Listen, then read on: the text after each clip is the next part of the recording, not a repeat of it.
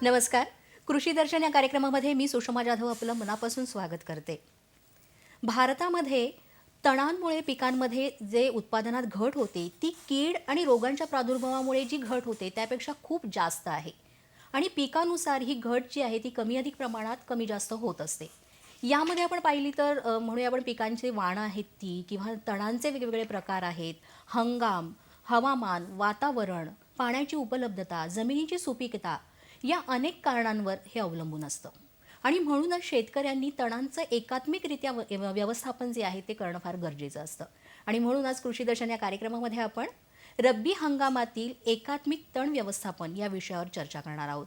यामध्ये कोणते उपाययोजना आहेत त्या राबवल्या पाहिजे शेतकऱ्यांनी याविषयी आपण विस्तृतपणे बोलणार आहोत.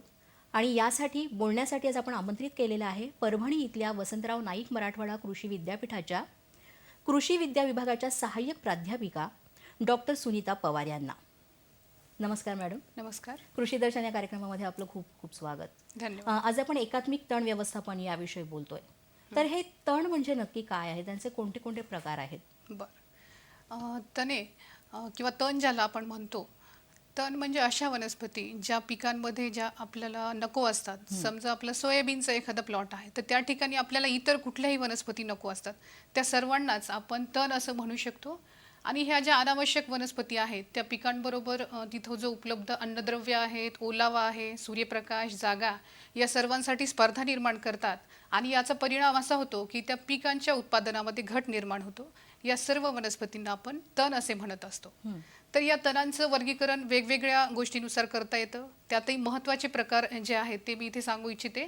त्यामध्ये तणांच्या जीवनक्रमानुसार, जीवनमानानुसार त्यांचं जीवनमान किती आहे त्यानुसार आपण त्यांचं वर्गीकरण करू शकतो 3 ग्रुपमध्ये: वार्षिक, द्विवार्षिक आणि बहुवार्षिक तणे. तो वार्षिक तणे जी त्यांचा जीवनक्रम एका वर्षात पूर्ण करतात, त्यातही खरीप आणि रब्बी हंगामात आढळून येणारी तणे ही वेगवेगळी आहेत. म्हणजे थोडक्यात हंगामी तणे ज्यांना म्हणतो आपण, ती एक वार्षिक किंवा वार्षिक तणे.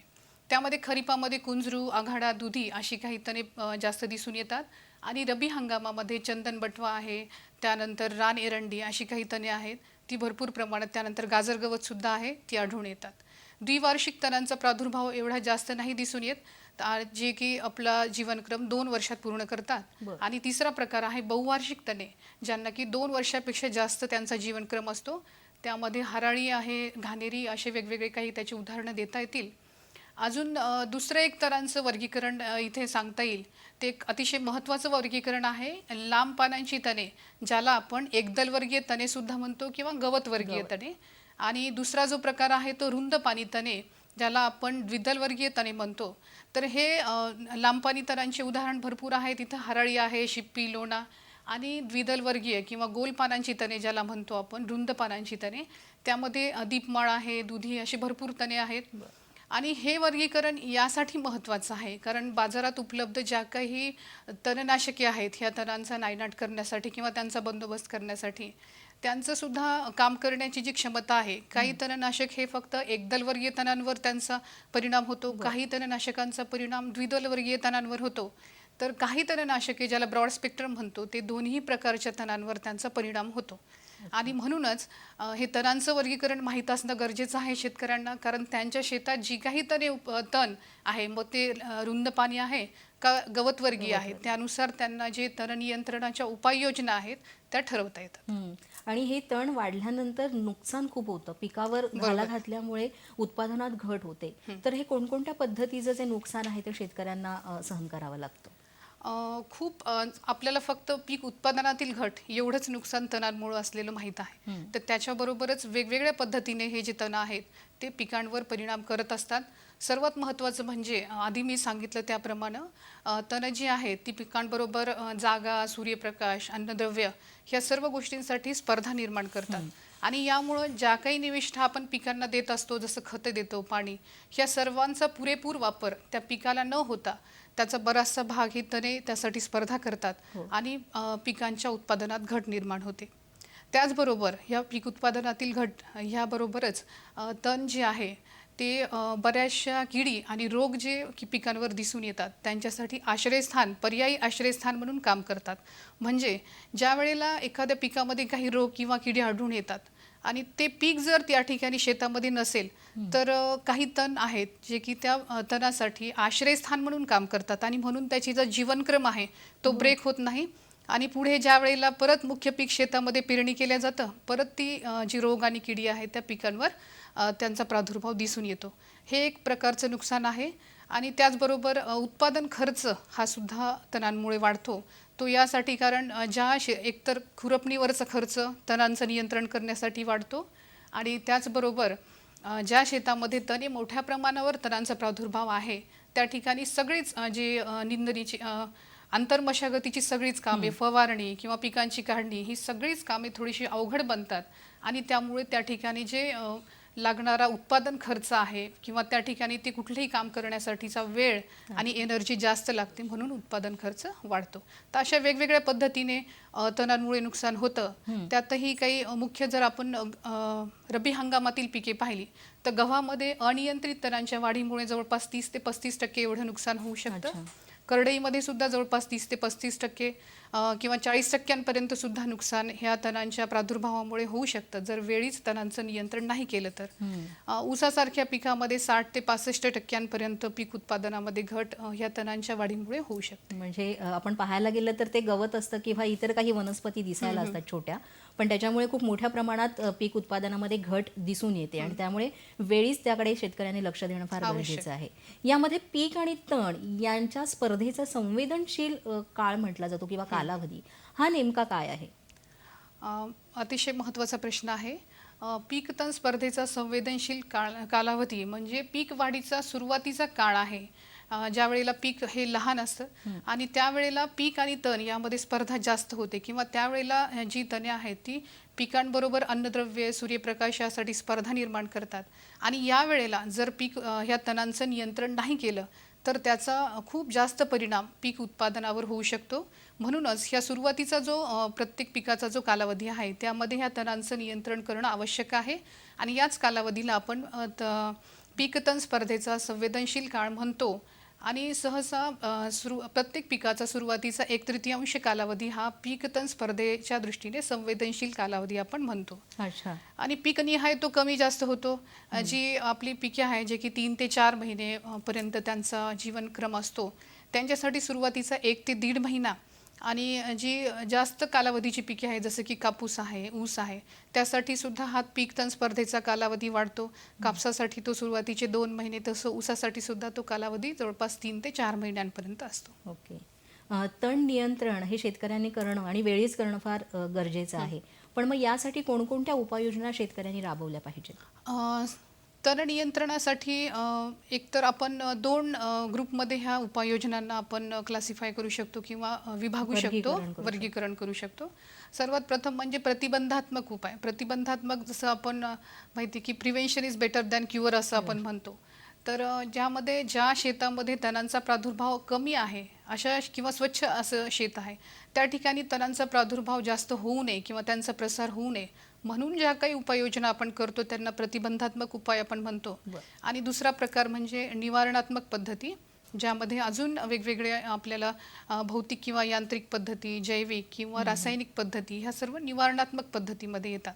अच्छा. आणि प्रतिबंधात्मक उपाययोजना यामध्ये आपण बऱ्याचशा गोष्टी फॉलो करू शकतो ज्यामुळे की तणांचा प्रादुर्भाव त्या शेतात होणार नाही किंवा वाढणार नाही. त्यामध्ये महत्त्वाचे 2-3 मुद्दे इथे मी सांगू इच्छिते. ते म्हणजे कुठल्याही पिकाची पेरणी करताना एकतर प्रमाणित बियाणे वापरावे आणि जर घरचं बियाणे शेतकरी वापरत असतील तर ते स्वच्छ असावे, तणांच्या त्यामध्ये नसाव्यात. त्यानंतर जे काही शेणखत वापरलं जातं ते सुद्धा पूर्णतः कुजलेलं असतं. त्यामध्ये ज्या काही बिया असतात तणांच्या त्यांचा उगवण्याची शक्यता असते म्हणून हे शेणखत पूर्णतः कुजलेलं असावे. जेणेकरून तणांचा प्रादुर्भाव पुढे वाढू नये त्याद्वारे. अजून जी शेतामध्ये धुरे असतात किंवा पाण्याचे पाट असतात किंवा कंपोस्टचे जे खड्डे असतात अशा ठिकाणी तणांचा प्रादुर्भाव जास्त होऊ देऊ नये आणि त्या ठिकाणी जरी तणांचा प्रादुर्भाव असेल तर त्यांचा नायनाट किंवा बंदोबस्त हा ते तण फुलोऱ्यावर येण्याच्या आधीच करावा, जेणेकरून पुढील त्यापासून ज्या बिया तयार होतात त्या परत मुख्य शेतात येऊन तिथं तणांचा प्रादुर्भाव वाढण्याची शक्यता असते. म्हणूनच ही जी काही तण आहेत त्यांचा फुलोऱ्यावर येण्यापूर्वी किंवा त्यांची बीजधारणा होण्यापूर्वीच बंदोबस्त करणे आवश्यक आहे.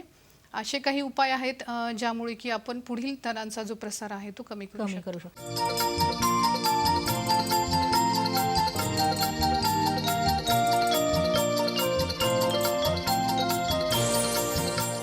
हे सगळे उपाय सांगितलेत हे प्रतिबंधात्मक पद्धतीविषयी सांगितले. तुम्ही दुसरी पण पद्धत म्हटलात ती म्हणजे निवारणात्मक पद्धती. तर त्यामध्ये काय केलं पाहिजे आणि ती पद्धत म्हणजे नेमकं काय आहे? बरोबर. निवारणात्मक पद्धतीमध्ये वेगवेगळ्या पद्धती अजून मी जसं म्हटलं तसं की भौतिक किंवा यांत्रिक पद्धती आहे, ज्यामध्ये आपण कोळपणी किंवा खुरपणी, आच्छादनांचा वापर किंवा काही उपकरणांचा वापर करून आपण तणांचं नियंत्रण करू शकतो. तर यामध्ये एकतर मनुष्यबळाचा वापर केला जातो खुरपणीसारखे उपचार करण्यासाठी किंवा यांत्रिक जे आहे यंत्रांची सुद्धा मदत आपण कोळपणी किंवा इतर उपचारांसाठी करतो. तर हे खुरपणी किंवा कोळपणी हे अतिशय चांगले उपचार आहेत तण नियंत्रणासाठी. तणांचं खूप छान नियंत्रण, प्रभावी नियंत्रण या पद्धतीने होतं. परंतु एक गोष्ट इथे आहे की ह्या पद्धतीमध्ये वेळ खूप जास्त लागतो आणि खर्चही वाढतो. कारण आता आपण पाहत आहोत की मजुरांची बरीचशी कमतरता खुरपणीसाठी दिसून येते आणि मजुरीचे दरसुद्धा वाढलेले आहेत आणि त्यासाठीच ह्या पद्धती आपल्याला थोडंसं लिमिटेशन इथे येतं. दुसरी पद्धत आहे ती म्हणजे मशागतीय उपचार ज्याला म्हणतो. मशागतीय उपचारांमध्ये आपण फक्त पिकांची देखभाल व्यवस्थितरित्या किंवा त्यांची जी लागवड आहे पूर्ण सुधारित लागवड तंत्रज्ञानाचा वापर करून जर पिकांची लागवड केली म्हणजे योग्य मशागत, योग्य अंतरावर पेरणी, योग्य जे बी लागतं हेक्टरी ते वापरणं आणि किडी रोगांचं योग्य वेळी व्यवस्थापन, या सर्वांमुळे काय होईल की पिकांची वाढ ही खूप चांगली होईल आणि ते तणांसोबत जास्त स्पर्धाक्षम बनतील. हे सर्व मशागतीय उपचार किंवा पद्धती म्हणता येतील. तिसरा प्रकार आहे जैविक पद्धती, ज्यामध्ये काही किडी आहेत किंवा बुरशी, काही वनस्पतींचा वापर करून आपण तणांची वाढ थोडी कमी करू शकतो. परंतु जैविक नियंत्रण पद्धती थोडीशी कमी प्रमाणात वापरल्या जाते किंवा खूप कमी तणांसाठी ह्या नियंत्रण पद्धती उपलब्ध आहेत. काही स्पेसिफिक उदाहरण इथं सांगता येतील. गाजर गवताच्या नियंत्रणासाठी मेक्सिकन भुंगे किंवा झायगोग्रामा बीटल्स ज्याला म्हणतो आपण ते बऱ्याच ठिकाणी सोडण्यात येतात, जे की त्या गाजर गवतावर त्यांची उपजीविका करतात आणि त्या गाजर गवताचं नियंत्रण चांगल्या प्रकारे होऊ शकतं. त्याचप्रमाणे तरोटा हे जे तणाच्या किंवा ह्या वनस्पतीच्या बिया जर आपण टाकल्या ज्या ठिकाणी गाजर गवत खूप मोठ्या प्रमाणावर आहे तर त्या ठिकाणी सुद्धा ह्या तरोटा जो आहे तो त्या गाजर गवतासोबत स्पर्धा निर्माण करेल आणि त्यामुळे त्या गाजर गवताची वाढ कमी होण्यास मदत होईल. तर हे जैविक पद्धतीचे काही उदाहरण मी इथे सांगितले. आणि चौथी महत्त्वाची पद्धत म्हणजे रासायनिक पद्धतीने तण नियंत्रण, ज्यामध्ये आपण रसायनांचा म्हणजेच तणनाशकांचा वापर करून तणांचं नियंत्रण करतो. जसं तुम्ही म्हटलात की तणनाशकांचा वापर करतात शेतकरी, पण ह्या तणनाशकांचा वापर करताना फायदे आहेत तसे तोटे सुद्धा आहेत. तर ते फायदे आणि तोटे काय आहेत नक्की? तणनाशकांचा वापर करत असताना बऱ्याचशा गोष्टी लक्षात ठेवणं आवश्यक आहे.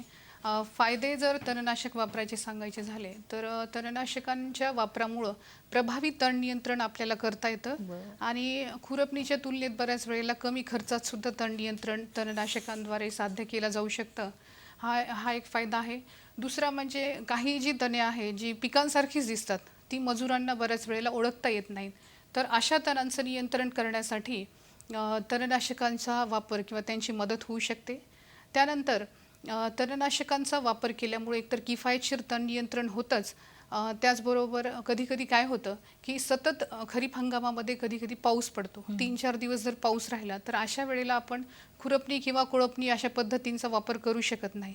पण अशा वेळेला आपण जर एखादं उगवणपूर्व तणनाशक वापरलेलं असेल पेरणी झाल्याच्या नंतर तर तो सुरुवातीच्या काळात जे तणे येतात त्यांचा प्रादुर्भाव कमी करण्यासाठी त्या तणनाशकांची मदत होऊ शकते. तर असे काही फायदे आपल्याला तणनाशक वापराचे म्हणता येतील.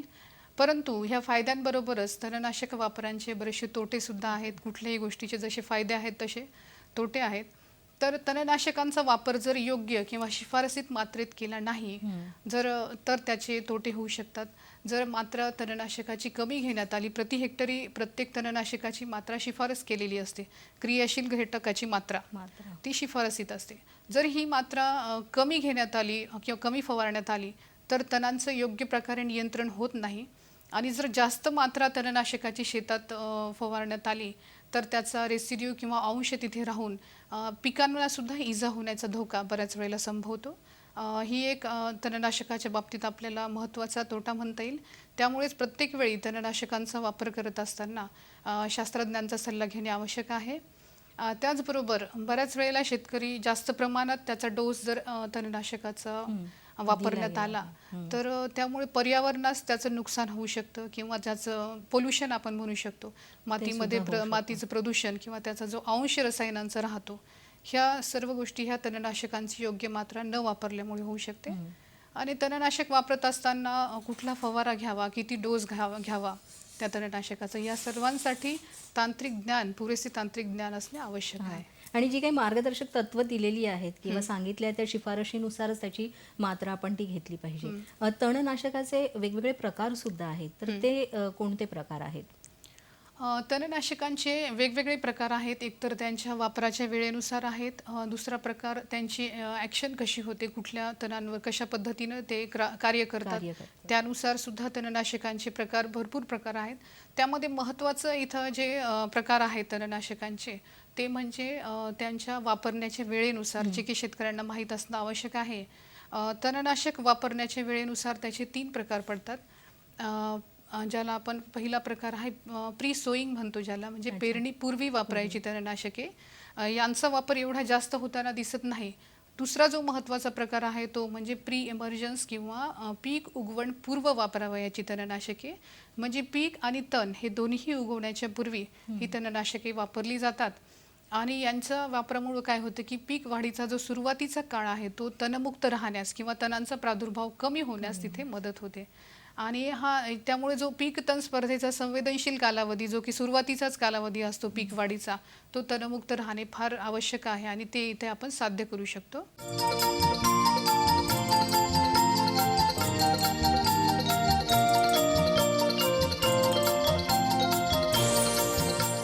तणनाशकांची मात्रा जर काढायची झाली हेक्टरी, तर ती कशी काढली पाहिजे? हेक्टरी तणनाशकांची मात्रा शेतकऱ्यांना माहीत असणं फार आवश्यक आहे. कारण प्रत्येक तणनाशकाची शिफारस ही क्रियाशील घटक प्रति हेक्टरी अशी केलेली असते. आणि क्रियाशील घटक हा बऱ्याच वेळेला शेतकऱ्यांच्या लक्षात येत नाही किंवा प्रत्येक तणनाशक जे मार्केटमध्ये अवेलेबल आहे त्याची क्रियाशील घटकाची मात्रा कमी अधिक होत असते. उदाहरण द्यायचं झालं तर एकच तणनाशक बाजारात 30%चं असतं, म्हणजे 30%च क्रियाशील घटक आहे. तर तेच तणनाशक 50%चं सुद्धा बाजारात दुसऱ्या कंपनीचं अवेलेबल असू शकतं आणि त्यामुळेच त्याची लागणारी मात्रा ही कमी जास्त होत असते. जिथं क्रियाशील घटकाची मात्रा त्या प्रोडक्टमध्ये कमी आहे तिथं ती लागणारी मात्रा जास्त येते आणि क्रियाशील घटक जर त्या तणनाशकामध्ये जास्त असेल तर लागणारी मात्रा कमी येते. आणि त्यासाठी एक सिंपल फॉर्म्युला किंवा सूत्र आपल्याला लक्षात ठेवता येईल. तणनाशकांच्या जे शिफारसीत केलेल्या आहेत ते क्रियाशील घटक प्रति हेक्टरी अशी असते. तर हा जो क्रियाशील घटक, उदाहरण द्यायचं झालं तर ॲट्रॅझिन ह्या तणनाशकाची 1 किलो क्रियाशील घटक अशी शिफारस आहे. तर 1 किलो म्हणजे क्रियाशील घटक भागिले जो बाजारातला प्रोडक्ट तुम्ही घेतला आहे तो जर 50%चा असेल क्रियाशील घटकाची टक्केवारी, तर भागिले 50 क्रियाशील घटकाची टक्केवारी गुणिले 100.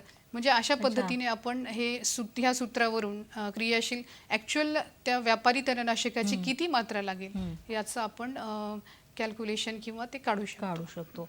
आता आज आपण एकात्मिक तण व्यवस्थापनाविषयी बोलतोय, तर नेमकं हे एकात्मिक तण व्यवस्थापन काय आहे आणि कशा पद्धतीने ते केलं पाहिजे शेतकऱ्यांनी? आज ही काळाची गरज बनलेली आहे की एकात्मिकरित्या तण नियंत्रण करणं. कारण बऱ्याच वेळेला काय होतं की शेतकरी एकच पद्धतीचा वापर करून तणांचं नियंत्रण करतं. त्यामध्ये एकतर खुरपणी किंवा कोळपणी किंवा बऱ्याच वेळेला रसायनांचा किंवा तणनाशकांचा वापरसुद्धा वाढलेला दिसून येतो.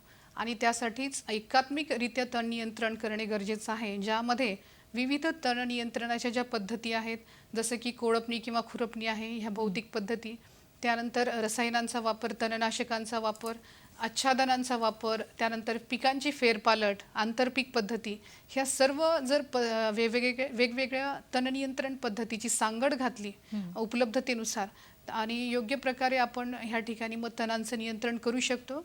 आणि यामुळे काय होतं की तणांचं जे नियंत्रण जास्त प्रभावी होतं. फक्त तणनाशक न वापरता त्याच्या जोडीला एक कोळपणी किंवा खुरपणी किंवा त्याच्या जोडीला आच्छादनांचा वापर किंवा पिकांची जर फेरपालट केली किंवा काही लवकर वाढणारी आंतरपिके आहेत, जसे की कापसासारखी जी पिके आहेत सुरुवातीला हळू वाढणारी, त्यामध्ये जर काही जोमात किंवा फास्ट वाढणारी आंतरपिके जसं की उडीद आहे, सोयाबीन, ही आंतरपिके जर आपण घेतली तर ही जी आंतरपिके आहेत ती जोरात वाढतात किंवा फास्ट वाढतात आणि त्यामुळे काय होतं की जो 2 ओळीमधला भाग आहे तो झाकला जातो आणि त्यामुळे तणांचं नियंत्रण त्या ठिकाणच्या व्यवस्थित होऊ शकतं.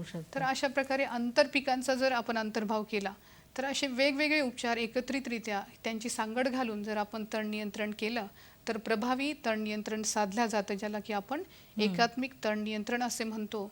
आणि ही पद्धत अतिशय चांगली आहे कारण फक्त रसायनांचा वापर करून पर्यावरणास नुकसान होऊ शकतं आणि या ठिकाणी आपण विविध पद्धतींची सांगड घातल्यामुळे अशा प्रकारचं नुकसान सुद्धा आपल्याला टाळता येतं. काही रब्बी हंगामातली काही पिकं आहेत प्रमुख, तर त्यासाठी कसं करायचं पीक नियंत्रण? रब्बी हंगामामध्ये काही जी बऱ्याच वेळेला आपण पाहतो की गहू हे एक महत्त्वाचं पीक आहे. त्यानंतर करडई एक पीक महत्त्वाचं रब्बी हंगामामध्ये आपण घेतो. त्यानंतर हरभरा आहे. त्यानंतर जानेवारीमध्ये ऊसाची सुद्धा लागवड होते बऱ्याच ठिकाणी. तर मग ह्या जी पिकं आहेत महत्त्वाची, यामध्ये वेगवेगळ्या पद्धतीने आपण तण नियंत्रण करू शकतो. तर ह्यामध्ये आपण तणनाशकांचा वापर याच्या जोडीने कोळपणी किंवा खुरपणी हे सुद्धा करणं अतिशय आवश्यक आहे. ह्यात जर तणनाशकांच्या वापराच्या बाबतीत सुद्धा मी इथं थोडक्यात माहिती देऊ इच्छिते. ज्वारी हे रब्बी ज्वारी जी आपण घेतो तर ह्या ज्वारीमध्ये आपण उगवणपूर्व तणनाशक म्हणून ॲट्रेझिन ह्या तणनाशकाचा वापर करू शकतो. तर ॲट्रेझिन जवळपास 1 किलो प्रति हेक्टरी या प्रमाणात हे तणनाशक आपण ज्वारीसाठी वापरू शकतो. आणि ह्या तणनाशक वापरण्याची वेळ महत्त्वाची आहे. ज्वारीची पेरणी झाल्याच्या नंतर 2 दिवसाच्या आत किंवा 48 तासांच्या आत ह्या तणनाशकाची फवारणी केली जावी. आणि त्यानंतर ज्वारीमध्ये आपण काही उगवण पश्चात सुद्धा तणनाशकांचा वापर करू शकतो. पण शक्यतोवर उगवणपूर्व तणनाशक जर वापरलं तर त्यानंतर उगवण पश्चात तणनाशक वापरण्याची वेळ रब्बी हंगामात येत नाही.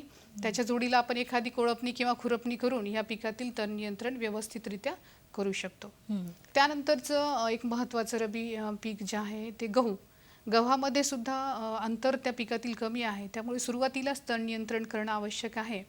आणि गव्हामध्ये आपण एक उगवणपूर्व तणनाशक म्हणून पेंडिमिथॅलिनचा वापर करू शकतो. पेंडिमिथॅलिन हे तणनाशक जवळपास 30% EC असं फॉर्म्युलेशन त्याचं बाजारात उपलब्ध आहे. त्याची 2.5 ते 3.3 लिटर प्रति हेक्टरी या प्रमाणात आपण त्याचा वापर करू शकतो. अच्छा, तर अशा पद्धतीनं अजूनही जी पिके आहेत रब्बीमधील त्या सुद्धा काही एक दोन तणनाशके आहेत ते मी इथं सांगू इच्छिते. रब्बी ज्वारीमध्ये गव्हामध्ये उगवण पश्चात सुद्धा मेटसल्फ्युरॉन मिथाईल म्हणून एक तणनाशक आहे. जर उगवण पूर्व तणनाशकाचा वापर शक्य नाही झाला तर उगवण पश्चात तणनाशक गव्हामध्ये आपण वापरू शकतो. मेटसल्फ्युरॉन मिथाईल म्हणून त्याची 20 ग्राम प्रति हेक्टरी एवढी मात्रा लागते. आणि इथे एक सांगू इच्छिते की जे प्रीइमर्जन्स किंवा उगवण पूर्व तणनाशक आहेत त्यांच्यासाठी जवळपास 750 लिटर पाणी प्रति हेक्टरी वापरण्यात यावं. फार कमी पाण्याचा वापर इथे होऊ नये. आणि उगवण पश्चात तणनाशकांसाठी 400 ते 500 लिटर प्रति हेक्टरी असा पाण्याचा वापर होणे आवश्यक आहे. त्यानंतर हरभऱ्यासाठी सुद्धा आपण पेंडिमिथॅलिन हेच तणनाशक उगवणपूर्व तणनाशक म्हणून जवळपास 3.3 लिटर प्रति हेक्टरी या प्रमाणात वापरू शकतो. करडई सुद्धा एक महत्त्वाचं एक तेलवर्गीय पीक आहे रब्बी हंगामातील. त्याच्यासाठी आपण उगवणपूर्व तणनाशक म्हणून ऑक्झिफ्लोरोफेन जे गोल किंवा ऑक्झिगोल्ड अशा वेगवेगळ्या नावांनी उपलब्ध आहे त्याचा वापर करू शकतो. तर हे जे ऑक्झिफ्लोरोफेन आहे त्याची जवळपास 425 मिली प्रति हेक्टरी एवढी मात्रा करडईसाठी आपल्याला लागते आणि त्याचा वापर पीक पेरणी झाल्यावर 2 दिवसाच्या आत करणं आवश्यक आहे. आणि करडईमध्येच आपण एक दुसरं तणनाशक आहे क्विझॉल्फॉप इथाईल जे की उगवण पश्चात तणनाशक म्हणून वापरू शकतो. परंतु त्याचा परिणाम फक्त एकदलवर्गीय तणांवर होतो. म्हणून उगवणपूर्व तणनाशक जर घेतलं तर त्याच्या जोडीला एखादी कोळपणी किंवा खुरपणी केली तर ते त्या पिकातील तणनियंत्रणासाठी अतिशय सहाय्यभूत राहतं आणि प्रभावीपणे आपण अशा पद्धतीने त्यातील तणांचं नियंत्रण करू शकतो. ऊस अजून एक महत्त्वाचं पीक जे आहे ते ऊसामध्ये आपण उगवणपूर्व ॲट्राझिन, ऊसाची उगवण व्हायला थोडा वेळ लागतो, तर ॲट्राझिन हेच तणनाशक जे की ज्वारीमध्ये आपण उगवणपूर्व तणनाशक म्हणून वापरलं, तेच तणनाशक आपल्याला ऊसामध्ये सुद्धा उगवणपूर्व तणनाशक म्हणून वापरता येतं. आणि उगवण पश्चात तणनाशके ऊसामध्ये वापरायची आहेत. त्यामध्ये 2,4-D, मेट्रिब्युझिन, ॲमेट्रिन असे वेगवेगळे उपाय जे तणनाशक उपलब्ध आहेत. परंतु आवश्यकतेनुसार त्यातील तणनाशकांची 1 किंवा 2 तणनाशकांची आपण निवड करून त्यांचा वापर करू शकतो. सतत तणनाशकांचा वापर करणे टाळावे. ऊसामध्ये सुद्धा कोळपणी सुरुवातीला किंवा आच्छादनांचा वापर असे वेगवेगळे उपचार आपण ह्या तणनाशकांच्या जोडीने घेणे आवश्यक आहे.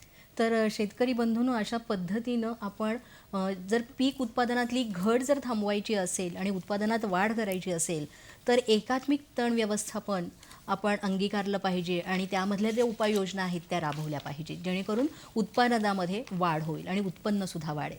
मॅम, तुम्ही आज कृषी दर्शन या कार्यक्रमामध्ये आलात आणि एवढं कमी वेळामध्ये मुलाचं मार्गदर्शन दिलं, त्याबद्दल दूरदर्शनच्या सह्याद्री वाहिनीतर्फे तुमचे मनापासून आभार. धन्यवाद.